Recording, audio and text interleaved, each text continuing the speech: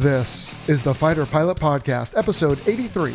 This week, we are discussing the arguably unglamorous but unquestionably vital role of modern warfare in the electromagnetic spectrum, focusing primarily on tactical electronic attack with a guest who flew both the EA-6B Prowler and its successor, the EA-18G Growler. And for you digital combat simulator enthusiasts, stick around after the interview for a special announcement about a new partnership with our friends over at Thrustmaster, makers of your favorite DCS flight control ecosystems.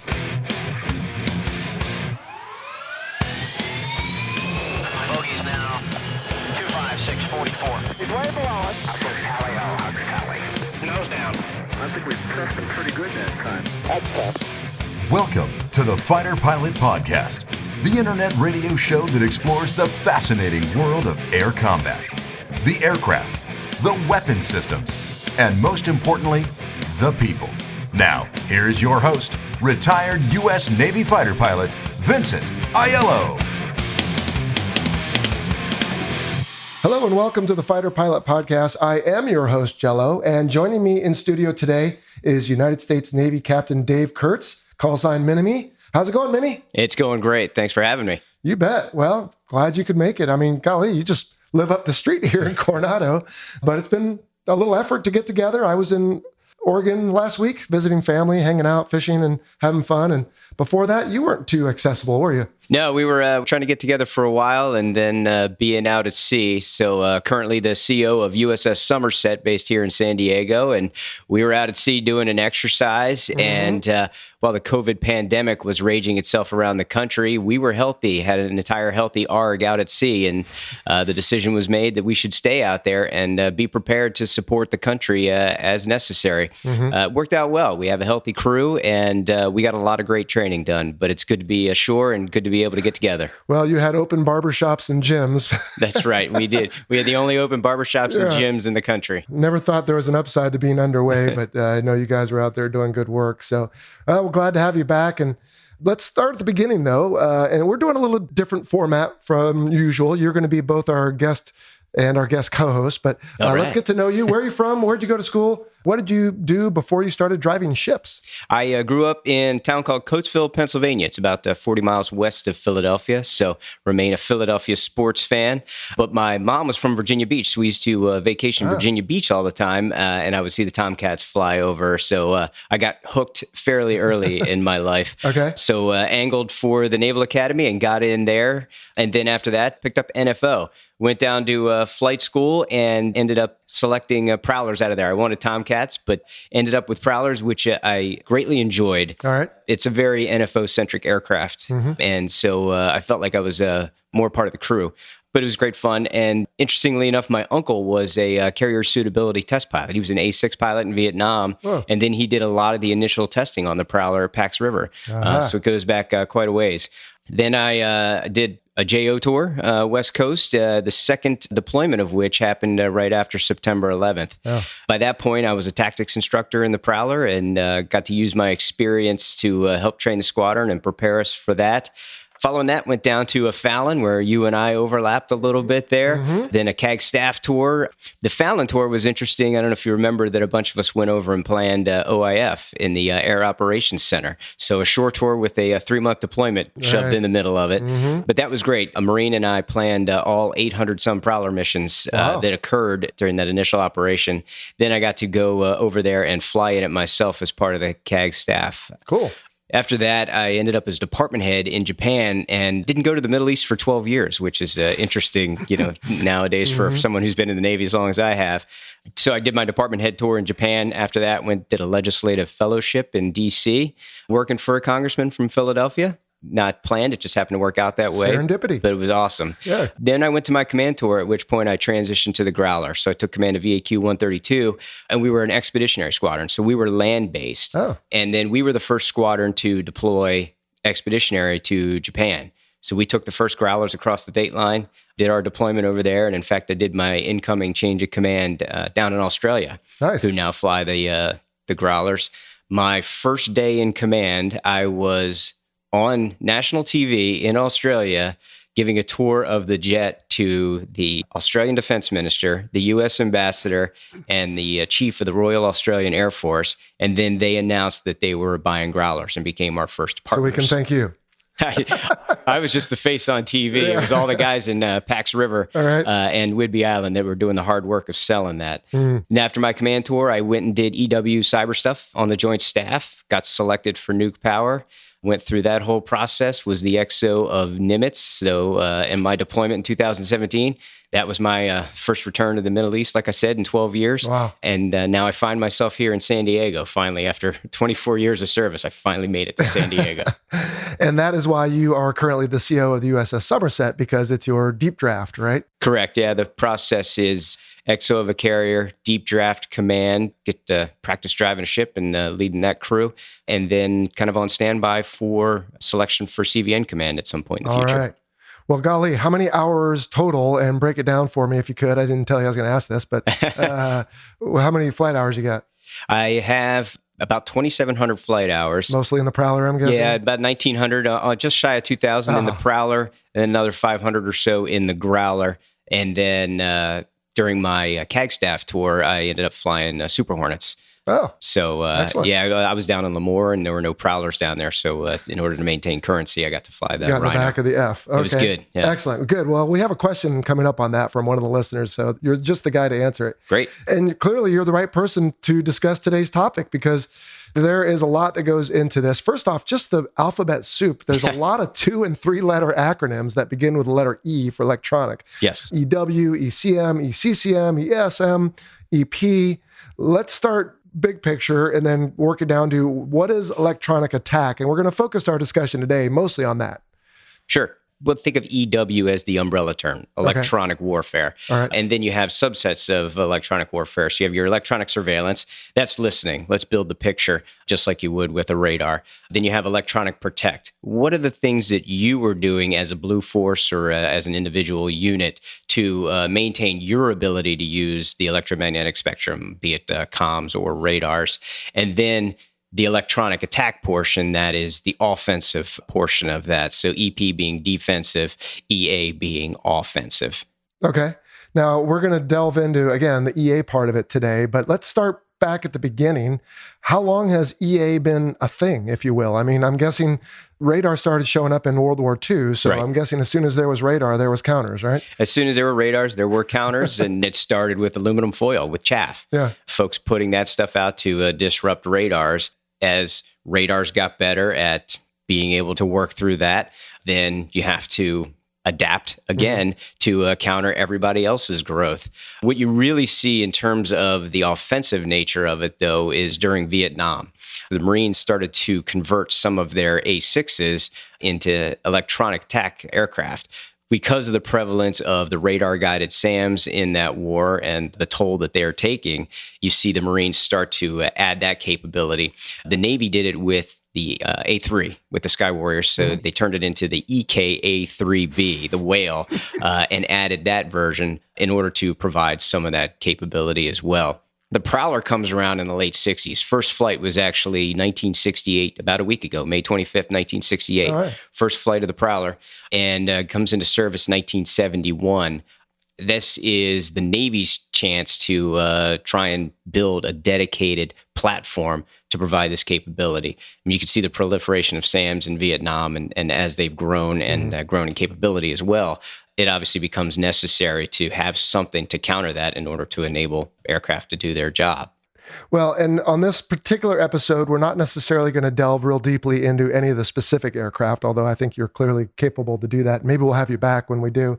But in general, when we think of EA, so for example, in the Super Hornet that you flew, there was various onboard systems, ALQ, 126 on the old Hornet, I forget, 216? Yeah, anyway, that sounds right. ASPJ, right? Right. So does that qualify as electronic attack, or what about carrying a harm? Is that part of this too? And again, I know there was a lot of acronyms we threw out before, but... Right. Airborne self-protect jamming, ASPJ. Right. Yeah, that certainly qualifies. It receives a signal.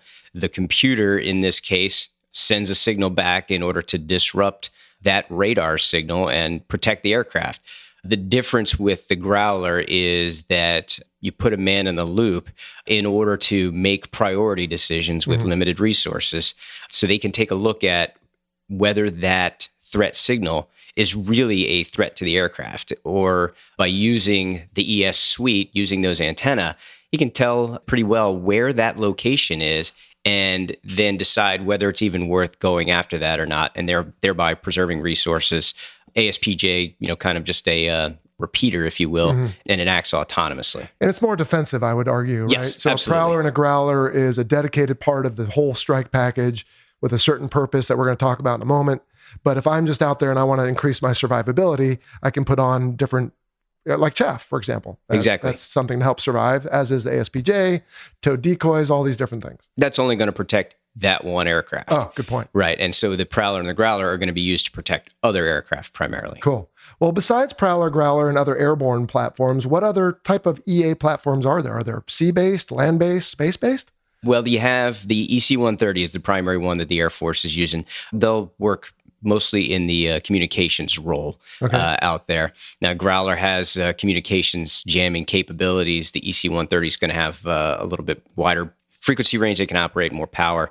But space-based, I'm not sure about space-based. Really, I really don't know. Although there are advantages and disadvantages of it, since a lot of communications flow through space. Right. But alignment, we could talk about that in the strike planning portion of it. But alignment is very important for jamming. When you have signals that are very narrow, in order to be able to disrupt that signal, you have to block it like you would block a laser at your garage door. If you break that beam, the garage door doesn't come down. But if you just stand on top of it, the garage door still comes down. And so alignment is very important. And from space, the alignment gets a lot more difficult. Right. You have to be almost directly over top of something. The other thing that space has is by the time their signal gets to Earth, it's pretty quiet, which is why GPS is so easy to interfere with. Right. It's a very, very quiet signal by the time it gets to your car or your airplane. It looks like, from what I've read, most of the space-based stuff is actually going kinetic. Star Wars. Well, again, we'll stick with the air-based stuff. That is the point of this show, being military aviation and your experiences as well. Now, in the Prowler or the Growler, what are some, I don't know what else to call them, but victims of electronic attack? In other words, if I'm out there doing a pure air-to-air mission, is there a value added if you're behind me, let's say, and jamming the enemy aircraft, perhaps? Absolutely. There's value in jamming not only the enemy aircraft, but those controlling stations, be they ground or air controllers. The whole goal of jamming is to disrupt the kill chain. You got your find, fix, track, and target. So if I can delay finding the protected entity, is what we would call somebody that I'm jamming to protect. If I can delay that being found, if I can delay maneuvers from threat aircraft out there, if I can delay their decision making as to whether or not they can shoot, then that's going to provide our side an advantage. So those ground-based threats or those ground-based controllers, if I can disrupt their communications and their radars, that's going to make their job harder, and it's going to put the onus on finding our air guys solely on the guys in the cockpit and relying on their training and their radars. And then if I can throw some jamming into their radars, they may not see our guys until it's too late. But as you alluded earlier, alignment gets very challenging. Yes. Right? Because if now there are the enemy and the friendly fighters going after each other, you have to be in essentially the line that those two groups scribe. Otherwise, it may not be as effective. So, Right. Okay. So your bread and butter really, right, is against ground-based surface-to-air type threats or detection, et cetera. Is that fair to say? That is correct. Yeah, especially with the current pods that the Growler carries, the ALQ-99 pods, same ones that were on the Prowler. They're transitioning to the NGJ, and we could talk about that a little bit later, the next generation jammer. But the way that they are configured and built, they point down. So it's a lot more effective on the ground. All right. So just to give everyone a frame of reference for this, let's walk through a practical example. Suppose we have a strike package, training, combat, whatever you want, but I'm most familiar with training like up in Fallon. You probably did a lot of that as well. So we've got a large strike package. There could be fighters, strike fighters, dedicated attackers, whatever, but you're always going to have the EA package out there, maybe more than one element of it. Yes. And so let's suppose today we've got EA-18G Growlers. They're supporting a strike against a robustly defended target. What are some considerations in this whole scenario? Let's just start at the beginning. I mean, the very first thing we do is meet the day before and plan. Right. Right. And the first thing you're going to do is understand the target area. So once you know where the strike package is going to go, then you're going to start looking at the radars in the area. So first of all, what are the SAM threats that are out there? What are the radars starting from out to in? What is going to see us first? What's our early warning radar? What are the targeting radars? And then finally, what are the fire control radars on the actual systems that we're going to be concerned about? Like I mentioned with the air-to-air stuff, you would expect that your strike package is going to be intercepted by aircraft first. What are they going to use to control those aircraft? And what are they going to use to build their picture to pass that information? So take a look at those threats, because what that threat is going to do is it's going to drive us to put the correct pods on the aircraft. So I mentioned the ALQ-99 pods. Each one of those pods carries 2 transmitters, and we can reconfigure the transmitters inside of each pod, but it's like ordnance. They only cover a certain frequency range. And so we have to make sure that we have the right transmitters for the threats that are out there. Once we understand what's out there, we prioritize it. We're going to attempt to influence the strike route.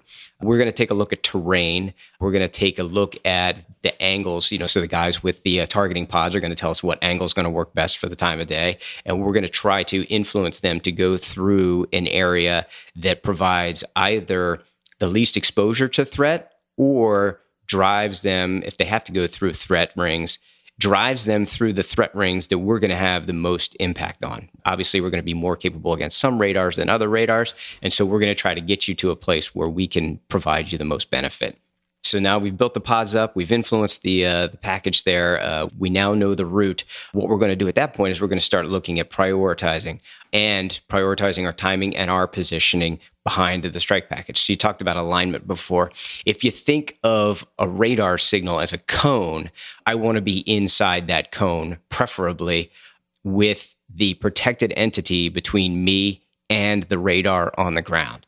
Now, if I am above that cone off to the side, I'm going to have some effectiveness, perhaps, but not as much as I would if I was directly in that cone.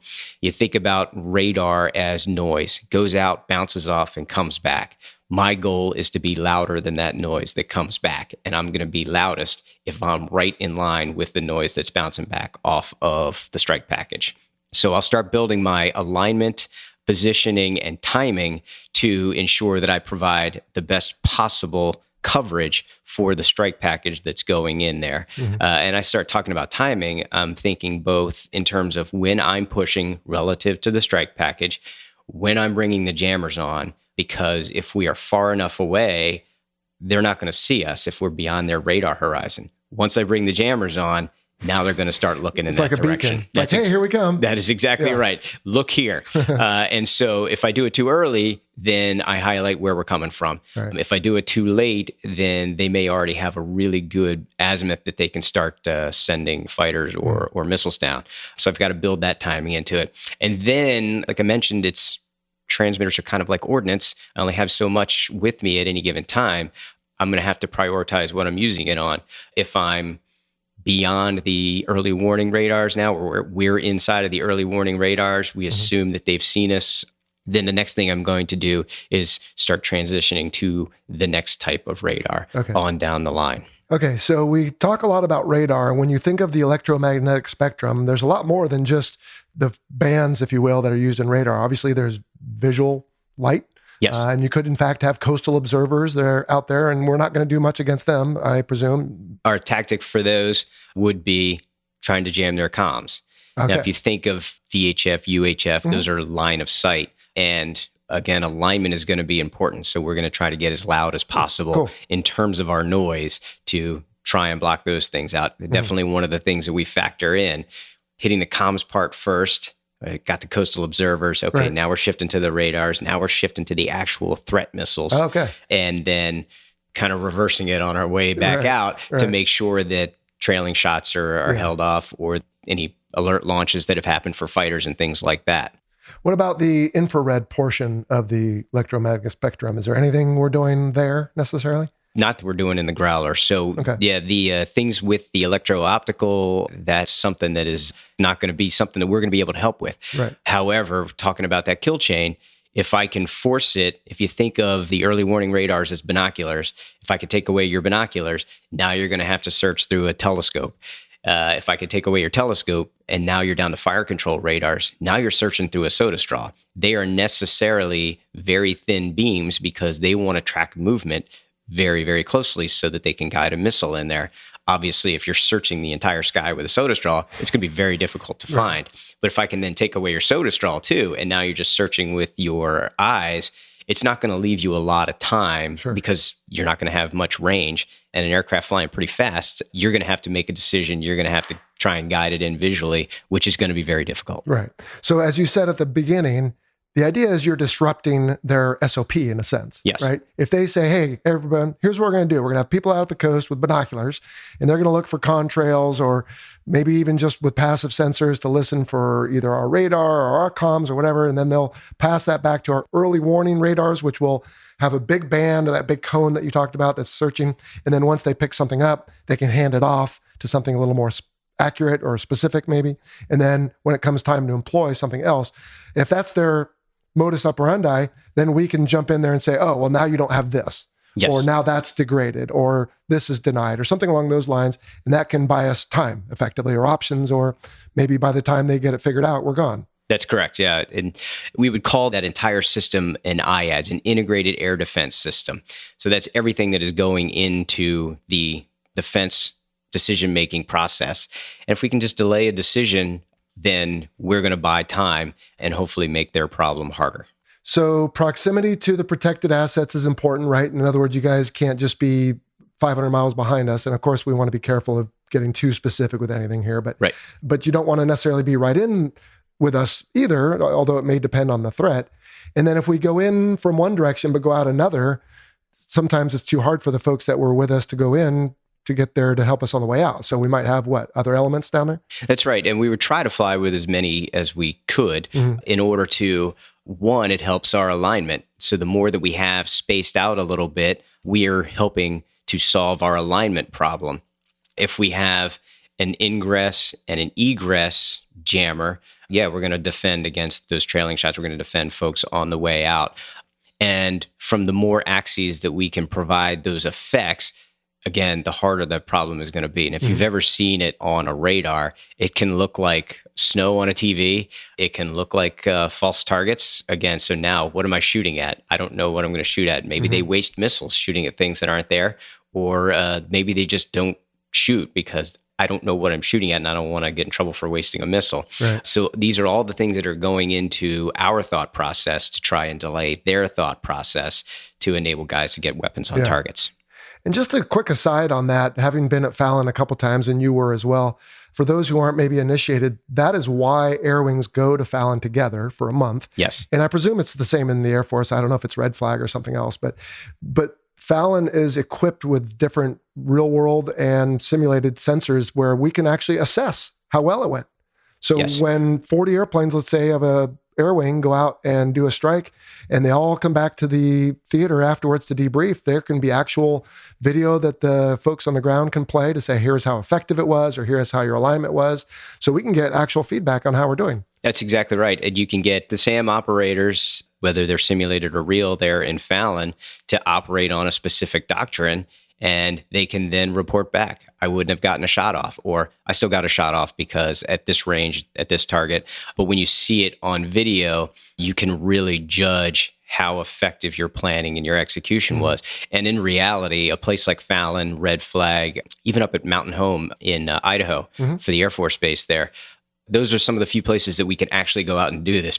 People get freaked out by jamming. And so we have limitations on where we can do it. So that's really good training for us to see, for our maintainers to see, because this is where we groom our pods to make them more effective, groom our transmitters. But really important for the strike package to see, because you see, with the Prowlers, I got the fat kids over in the corner and they're doing their magic and sprinkling pixie dust on the plan. But when you come back and you see, we flew through all of these threats, we flew against all of these aircraft, and they didn't even get a shot off. And then you can throw up the radar screen and see, wow, that was legit. It really provides a lot of credibility and really enhances that Air Wing camaraderie. Well, That's absolutely true. But I think it's also worth saying that a lot like adversary fighter pilots who are maybe as good as ever, if you can beat one of them, you could probably beat just about anyone. The folks that are running these systems out in Fallon and these different ranges are probably as good as anyone in the world. It's all they do all day long. And they've seen it month after month. So, and if you live in central Nevada, there's not much else to do but work a radar site. So awesome. All right. So we're out there on this notional strike from before, and we don't have to get into obviously specific tactics, but as far as for something on the ground, what type of EA, if you will, are you going to throw at it, or does it depend on the system or what we want to do that day? I mean, aren't there different techniques effectively? There are, and it definitely depends on the system. Like I mentioned, it's a cat and mouse game. Everything's constantly iterating. And when we come up with a solution, they come up with a counter, and then we have to evolve our solution. And so we're going to have to take a look at what the latest intel is. What are these systems operating on? How do they operate? Are we going to be effective if we just throw noise at them? Are we going to be effective if we try to introduce false targets? If we try to throw speed problems at them? Range problems, azimuth problems, all of these types of different techniques that we're going to try to do, but it's all going to be based on what the threat is. And it's not necessarily just, this is a newer threat, this is an older threat, because software, most of it is driven by software, and software, I say it, but I'm not a coder, but software is relatively easy to change, but easier than hardware. And so as these things iterate, then the intel is going to have to feed us. Luckily, we have a huge support staff that looks at what we capture in the airplane from our ES systems, breaks it down, analyzes it, looks for those changes in how the radar is operating, and then goes into our libraries and updates how our transmitters are going to, or how our system is going to use those transmitters to try and counter that. Wow. So it's a learning process all the time. Constantly. Wow. All right. So as far as methods go, you said earlier about the two of us are sitting here talking. Barrage noise type jamming might be if someone suddenly walked in with a leaf blower. Yes. And we don't change the tone of our voice, then I probably won't be able to hear you anymore, even though the signal hasn't changed, but the noise has changed, right? Right. So that's one style. And is alignment as big a deal on that? I mean, if the leaf blower were behind you, might not actually be as good as if he was sitting here right next to my ear. That's correct. And alignment is going to be an issue there. If you think of an early warning radar, they're generally 360-degree lookers. So it's something that spins when you're driving past the airport. But if you are behind it, you're not going to be quite as effective as if you are in front of it with the protected entity between you and that radar. Off to the side is going to be even less effective just by the way that RF kind of bleeds over. We call those side lobes and back lobes. And you generally have a little bit more effectiveness in back lobes than side lobes, but obviously right in the main beam is where you're going to be effective. So if a leaf blower is standing between you and me, we're not going to be able to hear anything. Off to the side, we may be able to hear a little bit more of that. And that's why alignment is really the critical characteristic in how we plan what we're going to go after. And if it's off to the side in that example, one thing I can do is either increase the volume of my voice to get what we call burn through, right? Or I can get closer to you. That's right. Wait for you to get closer to me effectively. Right. And burn through is going to be a product of both power and distance. So if you don't change it, once I get closer, you're going to be able to hear me. And burn through is one of the things that we're definitely looking at in terms of switching between targets. Once we know that a protected entity is at burn through, it does us no good to continue jamming that. Let's find something else that we can jam to be a little bit more effective for the next set. Okay. So that's noise. There's also something with deception, right? So I can take the signal you give me, corrupt it, and send it back effectively? That's right. You hear a lot about DERFM jamming. It became kind of the new hotness in the early 2000s. Digital radio frequency modulation. Yeah. And I think of it as TiVo. You know, how you can pause live TV and then play it back. You pause a radio signal, you catch a radar signal, you hold it for some length of time, maybe you modify it just a little bit, and as you retransmit it on that same frequency, the radar that's receiving it thinks it's the signal that it's sent out. That radar then does the calculations based on when it sent the signal out, when it returned it. It can calculate how far it is, how far did that travel, therefore how far away is my target. And then as it compares it to other ones around it, it can do speed calculations. It'll do angular calculations. So if I can manipulate that and make the radar think something else is happening, either in speed or in range, then that radar is going to start tracking that. And that's what I want it to do. I want it to track something that isn't there, or at least induce some doubt as to what's actually going on. So my listeners know I'm famous for awful analogies, and I'm sitting here listening and I'm trying to think of one. So let's try this. Suppose I'm at the tennis court, but I have no one to play with. And you know, they always have that wall. Right. And I've got my racket and my ball and I want to bounce it off the wall and it's going to come back to me normally. Yes. And I would expect after doing this for a while, based on physics, that if I hit it a certain way, it's going to come back a certain way. Now imagine the wall is some sort of evil system that can like change physics a little bit, either send it back faster or off to the side or with a little spin. Is that essentially what's going on? In other words, the ball's coming back like I expect it, but suddenly something's different about it. Yeah, that's a great analogy. Or you hit a crack in it and it kind of shoots off to the side, or anything that changes what you expect to happen there. Now, the reason it is more effective against modern systems is because modern systems will constantly change their frequency in some way. What it can do by that is, as the jamming comes in, if it doesn't match what it's expecting to see, then it can ignore that jamming. That's the ECCM that you talked about before, electronic countermeasures. It's countering my countermeasures. And so if I can make the radar think that the false signal I'm sending it is the one that it expected to see, then it goes into the processor and becomes another piece of data that it has to sort through. Gotcha. All right. That's pretty crazy. So I've got some of my own questions and I've got some listener questions I want to hand off to you here. So let's start with this one. So I actually thought the Air Force was out of the EA business. And then you mentioned the EC-130 earlier, but they used to have tactical, right? And then for a while they got out of that business and Prowlers and were over helping. And then I assume Growlers are helping now, but what is the Air Force doing? And the Marine Corps is getting out of this business too, right? The Air Force and the Marine Corps are out of the tactical electronic attack business now. It's all Navy. And the Air Force used to have the EF-111, the Raven, and they got rid of that. Why they did that, I can't speak to it directly, but from what I've heard and what I can assess, when you're trying to spend a boatload of money or an airport load of money, in the Air Force's case, on stealth, it's hard to make an argument that you need both stealth and jamming in support of that stealth. You know, however, F-117 getting shot down in Kosovo, you know, it's not obviously foolproof. That's why they've kind of gotten out of that business. The EC-130 provides them a lot of capabilities, definitely in support of spec ops and things like that. Yeah, and the Marines, again, can't speak specifically to what their decision was, but they obviously have gone all in on F-35 and have declined the Super Hornet.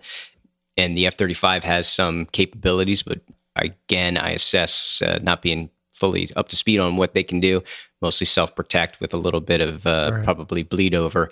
But if you've gone to that sort of fifth generation stealth aircraft, it becomes difficult to make a case for jamming. Well, and I don't know the politics behind why the Marine Corps didn't buy the Super Hornet, but they didn't. And my guess is they are loath to buy the Growler because that would be a foot in the door for, if there was some agenda for why they didn't want the Rhino, because at that point, it's more or less, I think, the same airplane, but we can talk about that in a second. Yeah, for sure. Is that the reason then why, as a CO, you said you were a forward deployed squadron? So was that what you were doing? Were you going out and supporting Marines or Air Force, or what were you doing? Yeah, that's exactly right. Okay. So as the Prowler Growler transitioning was coming along, the Navy was going to get out of the land-based business. So about the time I started flying, the late 90s, early 2000s, the Navy had gotten into the land-based Prowler mission. The Iraq and Afghanistan, being obviously very land-based missions, were driving a need for having electronic attack, mostly against IEDs. So the IEDs that are being detonated by cell phones or by key fobs and garage door openers, there's vulnerability there. And so these things became important. The Navy was going to go away from that. Everything was going to be carrier-based. So I think it was sometime in the 2007 to 9 timeframe when I was department head, General Petraeus put a memo up to, I believe, the Secretary of Defense and said, this is a capability that we cannot afford to not have anymore. The Navy then, in order to buy more Growlers and support this mission, I believe a deal was struck where 3 of the first 4 Growler transition squadrons were going to be land-based in order to provide that Air Force, Marine, and Army support. My squadron was the first squadron. I got there after that, right as they finished up the transition. We were a land-based squadron. The second squadron went to sea in order to verify that everything on an aircraft carrier was going to work to support it. And then the next 2 squadrons became land-based squadrons as well. Yeah. We deployed to Misawa in northern Japan, and we flew exercises with the Air Force, the Japanese Air Self-Defense Force, the Australians, the Koreans, and utilized that capability with them from both a radar and communications perspective. What time of year were you up there? We got there in August, which is Gorgeous. Miserable hot and, it is hot? and Okay. humid, and none of the lodging had air conditioning. Oh. It was absolutely awful. So And then you left in February when it was freezing cold? we left in February when it was 7 feet of snow, and we couldn't fly because of the blinding snowstorms, Oh, dear. and the divert field wouldn't plow. Okay. So we had no diverts, and it was the extremes. Okay. The in-between parts, though, in Korea, Guam, and Australia were Oh, fantastic. I'm sure. No, I assumed it was beautiful because I've seen some pictures and it kind of looked like the Fallon area if you go west over to Lake Tahoe. But Yeah. the only time I went up there was for the ice festival in February, which was really cool. Were you able to see that? We didn't make it up there to that. We actually left in January, but it was, the snow is unbelievable up there. Yeah, that's crazy. All right, shifting gears a little bit. How do we handle EA from our adversaries on us? Is that something you guys are involved with at all as in VAQ community? Not necessarily in VAQ community because we're looking at projecting out, but understanding what they are trying to do to our air-to-air radars, for example, and making sure that we act as SMEs, jamming SMEs for the, or subject matter experts for the air wing, for the ships. I'm concerned about right now is jamming of my radars on the ship, and how is that going to impact my ability to self-defense? And so we train to that. We train to, one, recognize it. So if an operator hasn't seen it, may not know what they're looking at, may think there's a problem with the radar or the display itself. So we've got to train to it to understand what we're looking at. And then we have to train to how we're going to adjust frequencies, or are we going to adjust gains? Are we going to move positioning? Because jamming can be very, very localized. So if we can move out of the bandwidth or out of the cone, then we're going to provide ourselves a little bit more capability there. Gotcha. So it's a training and recognition aspect. Awesome. All right, so I have a question from listener Robert Collin who asks, Prowlers had a crew of 4, pilot plus 3 EWOs, although I think they were ECMOs, right? ECMOs, electronic countermeasures. Growlers halved that on introduction. What happened to all the extra ECMOs? The community started to downsize. Okay. And so as we were picking department heads, at each one of the wickets, you start to downsize. You start to downsize in the sessions. You start to downsize in promotions and selection boards. But at the end, what you saw were the few Prowler squadrons that were left were getting the Prowlers. So they had more airplanes. They were getting the air crew. So they turned out to be fairly big squadrons in order to see how things were going to play out with some of the folks. But it was definitely a planned and phased transition in terms of number of people. And unfortunately, it's a tough game, and some people didn't make the cut also, which is a shame. Well, and that's the follow-up question we have here from Philip Novak, who told me, by the way, he lost his cousin in a 1998 Prowler mishap. Wow. He says, how did they go from 3 ECMOs when they divided their duties in that one to 1 effectively in the Growler? And specifically, his question is, let's start with this. In the Prowler, did each seat have a different role? The 2 back seats had the same role. Okay. The ECMO in the front seat, in the front right seat, that seat was known as ECMO 1. Okay. That ECMO was responsible for communications, navigation, and harm. The 2 in the back were responsible for ES and EA. And both seats in the back were exactly the same. And so it was really just kind of a crew handshake on who was going to be responsible for listening and identifying signals, locating them, and who was going to be responsible for doing the jamming. Okay. The pilot in the Prowler had 0 mission display. Bus driver? He had that's right. He had all of the flight information. Mm-hmm. The guys in the back seat only had altitude and airspeed. The guy in the front right seat had to kind of lean over and look at the instruments just to know altitude and airspeed. So ergonomically, it was a mess. So how do we do it with 2 instead of 4? Yeah. Well, toward the end of the time that the Prowler was flying, technology had grown. So it started out with 2 people in the back seat as leaders had told me when I was very junior, because the two guys in the back seat would go out there with reams of paper and have to manually input everything on the little keyboards back there. So as technology grew and they were able to upgrade it, it got to the point that we would walk to the airplanes with these big metal discs that we would load into the airplane, and that then had, so all the work was being done in mission planning. By the time I left the Prowler, and same thing in the Growler, we're down to PCMCIA cards, which are little, credit card size things. Yep. So the technology enabled more mission planning, which enabled you to reduce the workload on the guys in the back. By the time the Prowler was done flying, for the most part, you could fly a Prowler with two people, except for the fact that a lot of the navigation and definitely the harm stuff was on the far side of the cockpit for the pilot, and he couldn't physically reach it. So ECMO 1 at that point was doing comms, nav, and harm simply because the pilot couldn't reach it. Technologically speaking, though, they could do the mission. So as you go to the Growler and you really upgrade the technology and you really upgrade the user interface, you integrate the pilot into it. So the pilot is now doing a lot of the mission stuff. And that's where we, as an early adopter squadron, had to figure out what the proper crew coordination was. What is the pilot going to focus on? What's the EWO going to focus on? And as we worked that out, once you have two people with the technology enabling them to just use it instead of manipulate it in the airplane, and then the technology of the airplane makes the displays a lot more user-friendly, two people becomes actually way more effective than four people. Yeah, because the crew coordination is always a big hurdle a lot of times of just interacting with the different people. Yeah. All right, well, that's interesting.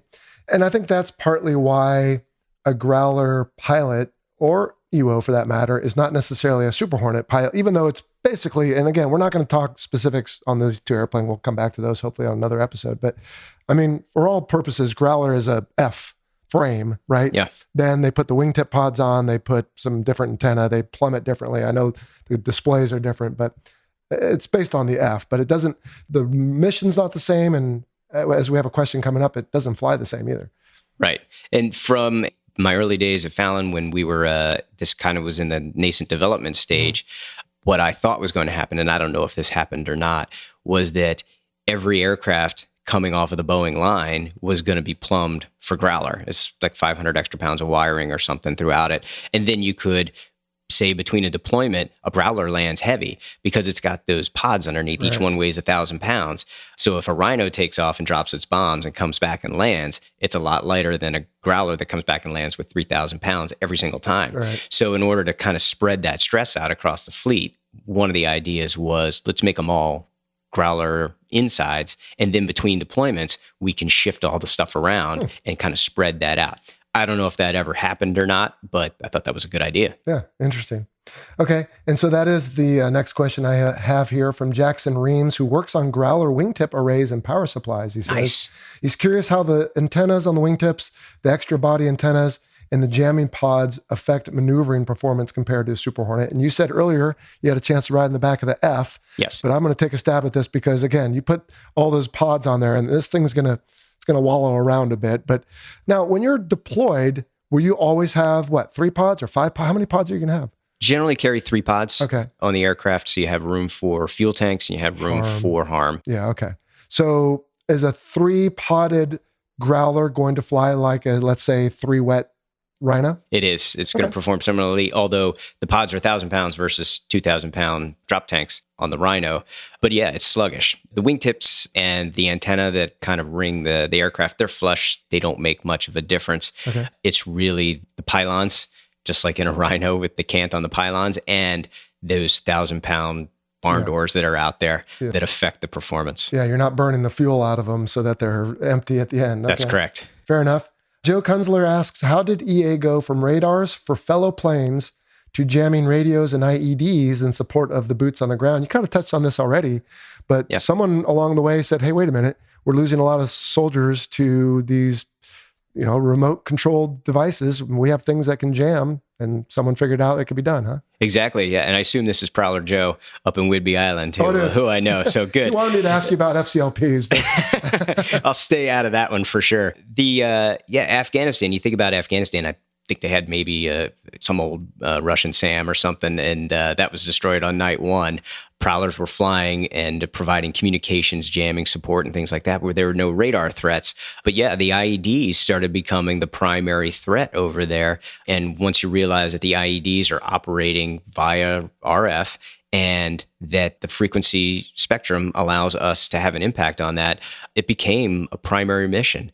And a lot of time and energy was spent doing this, and a lot of Prowler guys going on individual augmentee assignments to ground units in order to advise them on how to request it, what they needed to specifically ask for, especially in terms of routes. And then we had to spend a lot of time as tactics guys and as aviators figuring out how we're going to fly our profiles.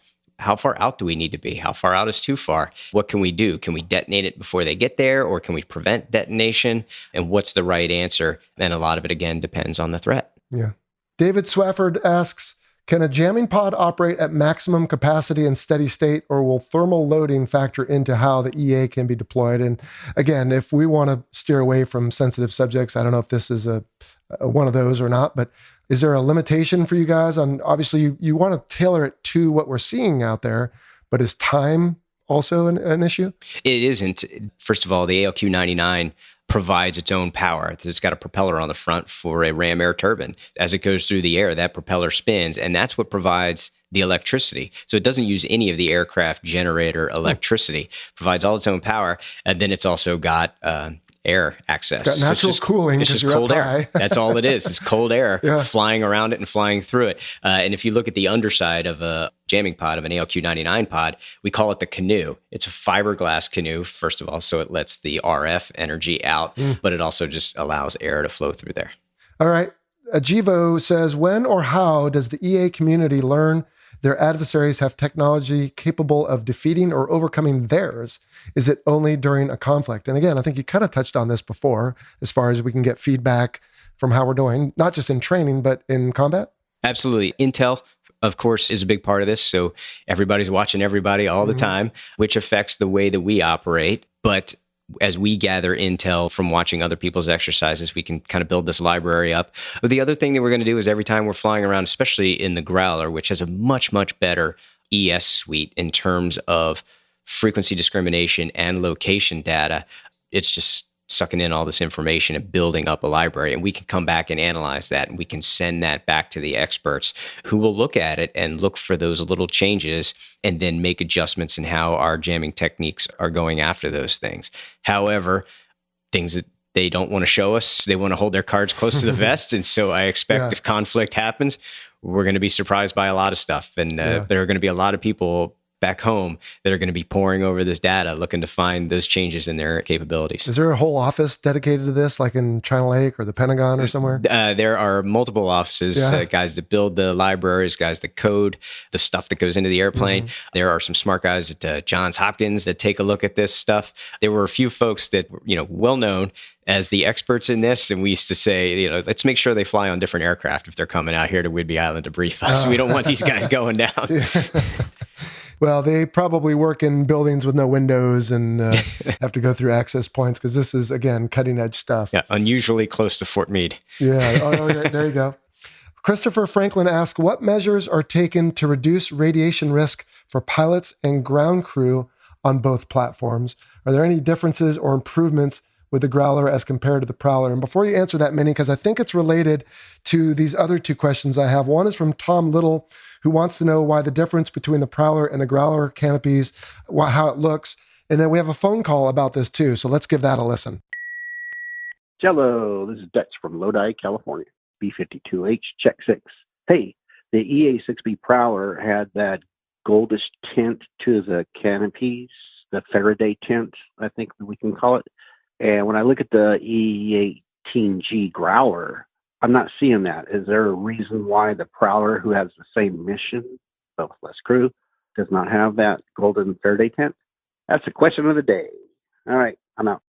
All right, Minnie. So let's start with the easy one. I'm guessing there's not a lot of threat to the guys on the ground, because you're not transmitting usually when the aircraft is on the ground. Correct. And if you are transmitting at an enemy system that's on the ground, well, if the people next to it are caught up in that, I guess that's not a huge concern if they're combatants. But what about the folks in the airplane, and what about the canopies? Let's start with the ground, folks. Again, yeah, we're not jamming on the ground. And as we go through our bit checks and making sure that everything's working correctly, this is all internal type stuff. Same thing with the radar. And then we put the radar in silence as we start taxiing out. For those folks that are on the ground, because we talked about those great folks that live in Fallon and work the radars for us, by the time the power gets to them, they're getting more radiation from the Nevada sunlight than they are from us. So not a concern for those guys. I'm worried about their computers. So in the air, the gold canopy, the Prowler had a gold canopy. It was lined in kind of a gold foil. And that was to prevent the radiation from getting in and doing too much damage to the air crew in there. There's an old joke that Prowler guys have lots of daughters out there. I have a son, so maybe I didn't fly enough, perhaps. But then as you see in the Growler, you don't see that, but it's integrated into it in a different way. I think the gold canopy was probably just kind of a makeshift solution initially. And then like, all right, let's get that fixed throughout the fleet. And then now you have the canopies that are just far more integrated, thinking about it from the beginning. But the other thing that you have to your advantage in the airplane is the fact that, like I said, the transmissions are generally going out and down. So you have masking from the airplane, which is helping to prevent a lot of that stuff from getting up into the cockpit area. Masking is something that we're concerned about in our positioning as well. Because if I'm trying to jam off the right wing with a transmitter on my left wing, the aircraft is blocking a lot of that energy. And so that's what's providing that capability or that defense for the air crew themselves. Yeah. Just on a side note, I have seen some headlines lately. I forget who's pursuing it. I think maybe the Wounded Warrior folks have someone looking into this, but something about fighter pilots, and I assume they mean, tactical air pilots, having higher cancer rates and looking into that. But is that a concern in the community? Has that ever come up as far as, hey, we're sitting right next to these pods, putting out all this RF energy, as far as, anecdotally girls, but I don't know. Is there any evidence to suggest, in your experience, you've been in the Navy a long time? Not that I've seen. I think it's an initial concern when everybody shows up right after flight school, like, am I going to get radiated here? I don't think that nothing that I've seen from that. All right. With capabilities, though, you asked about the change in capabilities. I think that's an important question because the Growler, it's not an incremental leap from the Prowler. It is an exponential leap from the Prowler. So you think about it from a speed and maneuverability standpoint. It's a Rhino, essentially. So it's able to, you talked about being integrated in with the folks that we're trying to protect. It's an option now. It wasn't an option in the Prowler. We could be right in there. Now I know I've got alignment because I'm right with you. Right. I can keep up. Data link. Now the Prowler started getting data link toward the end of its life, but it's integrated into the Growler. So I can really adjust my alignment because I can see you in my helmet. I can see where the protected entity is compared to where that threat is on the ground. So I can be more precise in my alignment.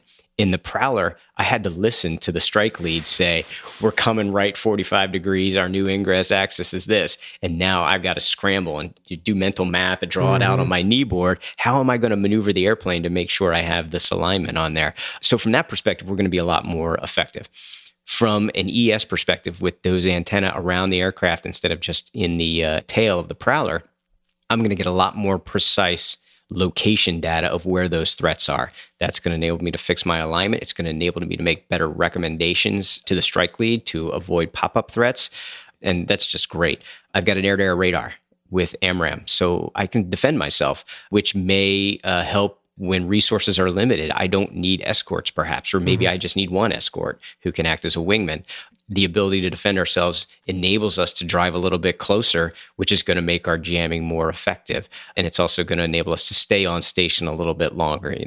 In the Prowler, as soon as something pierced your bubble, you were running away. Yeah. And that's a mission kill. Now those guys that are over the target don't have jamming. So I want to stay there as long as possible. And if I know that I can see that thing on radar and potentially shoot that threat and stay on station, that's going to provide a lot more benefit.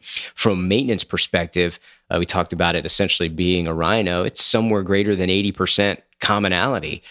It's newer. It's going to work better than the Prowler. It's going to be more reliable. But that maintenance commonality is huge from a supply and maintenance perspective on the aircraft carrier. AIMD can focus on a bunch of Rhinos, essentially, which is going to help your mission capable rates and keep those things flying. Yeah, that makes sense. Ryan Shepard asks, how is it possible for an active jamming platform of any kind to operate without revealing its location. Yeah, you can't. Once you bring the jammers on, everybody knows you're out there. Yeah, look over here. But there's a benefit to that too, right? Perhaps I talked about the timing. Well, what if I send one off in a different direction and have him light up early? And now I can get everybody looking left when we're coming in from the right, the old rope-a-dope. There's a potential benefit to that. But really what happens is we become a very vulnerable asset because they can see where we are. They know that if they can get us to run away, that jamming is gone. It makes the blue forces more vulnerable. They could target us, again, trying to get a hard kill and reduce that threat for the next strike. Yeah. Well, and to your point, knowing that it's hard to deny where we are, we can use that to our advantage. And like you said, in a feint. So we can have some aircraft that maybe just go over and launch some TALD, right? Tactical Air Launch Decoy, which is not just a piece of metal in the sky that can be detected, but sometimes they can have their own emissions and say, hey, look over here. And that way you can, again, make everyone look left when you're coming from the right. So, that's right. All right. James Pollitt says, is it better to have dedicated electronic warfare aircraft, or can any fighter be modified for electronic warfare by adding jamming pods and anti-radiation missiles?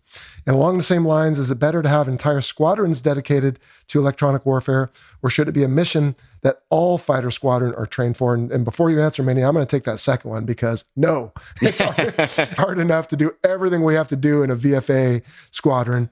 But you had talked about mixing foundations, if you will, of aircraft to spread out essentially the wear and tear on them. Right. But what do you think to his point about maybe mixing it around in the air wing as far as either the air crew go or the squadrons? I mean, any merit to that, you think? Yeah, I'm obviously biased, but I agree with you that there's enough going on in a Super Hornet that adding another mission set, especially one that's fairly complicated, would really just dilute the capabilities of someone in a squadron. So I think the single squadron is the way to go. Like I mentioned, in terms of swapping the airplanes around, if they're foundational the same, that makes sense to do that. I don't think that you could pull it off inside of one squadron. Well, and again, the insides of the Rhino and the Growler are different. And we're going to get to that when we have a Growler episode. But so it's not just a function of slap some pods on and go. You've got the wingtips that are different. You've got all the different capabilities. Well, what's the future for EA? I mean, we've talked about the cat and mouse game, and that comes up a lot on this show of tactic, counter tactic, capability, counter capability. But you threw out the latest hotness being Durfam. But is that still just the thing, is figure out what the enemy's doing and how can we jam it, essentially? Well, we've got to, with limited resources, we've got to focus on how are we going to improve. And I don't know that we spend time or money trying to improve things that the enemy isn't doing yet, but you definitely want to stay ahead. Really, what they're working on right now is looking to get clearance for the next generation jammer. Getting these old ALQ-99 pods, although they've been updated and upgraded, it's time to get those moving on and get these new pods going. And they're working on that at Pax River. I don't know if they're testing them at China Lake or not yet, but that's where it's going to go for the Growler. I would think from an overall perspective, not just U.S., but adversary, if I was looking at changes to make, I would try to see what I could do about cyber, about getting into someone's Wi-Fi network or someone's Bluetooth network. If I can put something on my normal radiation energy, my normal frequencies that can have an impact on a computer, at least temporarily, so it's not a cyber attack, at least temporarily, maybe that can, again, delay that kill chain. If I can introduce false targets, or if I can make a processor overspeed itself or something like that so that they can't make a decision. And it's certainly within the realm of the possible. It happens every day. So as you're driving your car, I'm driving around here, I'm listening to 91X. I can hear Bob Marley on the radio, but then if I look at the digital display in my car, it'll tell me that it's We Be Jammin' by Bob Marley. And so I can see that, but that's a digital cyber inject into my car radio system. And it just rides on top of those frequencies. And as my car gets it, it translates it and displays it to me. So it's already happening every day. It's happening in your car as you drive around. I would assess that that's probably where I would take it to see what I could do. If you think that an IADS is going to be linked by wireless network or some sort of communication network like that, how can you disrupt that in much the same way? Maybe not even so overtly, because let's say you were trying to jam my situational awareness and you sent a packet that I don't know you're there, but all of a sudden, instead of saying it's Bob Marley, it says it's Van Halen. Absolutely. I get confused and I miss my turn off or something. I mean, Yeah. Weird analogy, but the point being is there's a lot of different ways to disrupt. Yes, absolutely. Well, that's the future of EA. What's the future for you? I mean, we're just going to start wrapping this up. But by the way, what is the USS Somerset? What kind of ship USS is that? Somerset is an amphibious transport dock, Okay. LPD 25. We have a crew of 400 or so, and we're going to go out to sea with about 700 Marines on board. So it's our job is to deliver Marines to the beach. We've right. got multiple levels in there and a well deck. We have a flight deck on there, so we're capable of launching H-1s, H-60s, MV-22s, 53s. All right. Yeah, in fact, in June, I'm going to go get my swim phys rehacked. I'm looking forward to trying to fly the V-22s on deployment, All right. which is fun. But I'm going to be in command here for what I suspect is the next year. Then I'm just waiting to find out about aircraft carrier command. Okay. And if all goes well, you will be selected to command a nuclear-powered aircraft carrier. Yes, All right. that's correct. And then based on how that goes, we could see Admiral Dave Kurtz someday, theoretically. Yeah, that is laughable. All right. Well, fair enough. And you know the drill here. The last question on the show for you always is, how did you earn your call sign? And I'm going to guess that Mini-Me is maybe one of those, like we had the guy Buttercup, who was like 6'3" and 220. Yeah. I mean, you stand about what, 6'2"? So That's what I was going to tell everyone in podcast land, since they can't see me. It was one of those ironic call signs. Yeah. Either that or that the jamming had shrunk me from 6'2" to 5'5". But I'm a short guy. And when I joined my first squadron, VAQ 138, the Yellow Jackets, they were deployed to Aviano in Italy for Operation Allied Force. And that was in the early part of 1999. They come back home, and the second Austin Powers movie had been released while they were gone. So as everybody gets back, they go see the new Austin Powers movie, and Mini-Me sticks. But I like it. It's unique. Yeah. I've only heard of one other person that has Mini-Me as a call sign. It gets a chuckle from leaders. And I did once get admonished for signing off an email to Chairman of the Joint Chiefs, General Dempsey. I was sending him an email as an update when I was working in the Pentagon, and I said, very respectfully, Mini-Me. And my boss came down, who I knew pretty well and worked with him a lot. He came down. He's like, "You can't tell the chairman you can't sign off with Mini-Me." was your boss an aviator? It was. Yeah. Oh, okay. He's a vice admiral now, so right. I won't throw him under the bus. But Well, at least it's not one of those just when you hear it, you blush kind of call signs like some that are out there. All right. Well, that's cool, buddy. Thanks for talking about this. It was really amazing. And I learned a lot, as I always do on this show. Now, before we wrap up, though, I want to tell the DCS players in the audience that this week we're thrilled to be sponsored by Thrustmaster, who is celebrating 30 years of developing flight sim hardware, as well as the 10-year anniversary of the Warthog stick. And Thrustmaster is expanding their combat sim ecosystem to allow you, the gamer, to pick the base and the stick. In fact, a couple months ago, I made a review of the Thrustmaster F-18 stick. I did that on a video. We adapted the F-18 stick to the Warthog base, and you can find that video on our YouTube channel. If you fly the DCS F-16 module, they have an F-16 stick add-on as well, with more ecosystem additions to come. And to help celebrate their 30th anniversary, Thrustmaster and the Fighter Pilot Podcast have teamed up to run a promotion giving away a Warthog stick and base to one lucky winner. Entry is free, and you can find the link in the show notes and on our various social media platforms. And we'll be talking more about our new partnership with Thrustmaster in the episodes to come.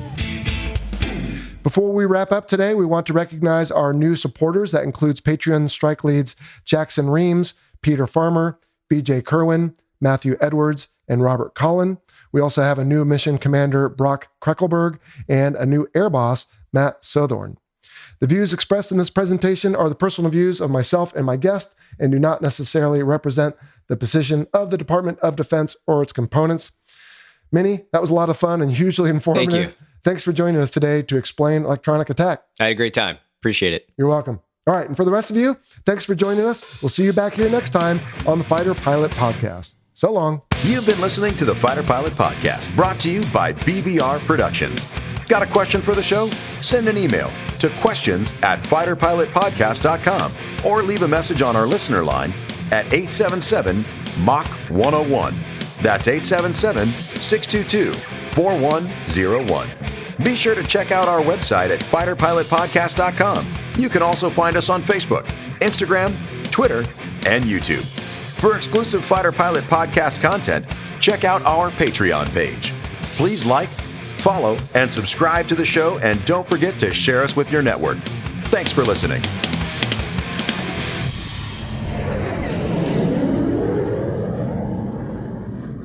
Hey everyone, just a quick note before you go. Our friend and former guest Kevin Miller, well, he's back with another exciting book just in time to celebrate the 78th anniversary of the Battle of Midway tomorrow, June 4th, 2020.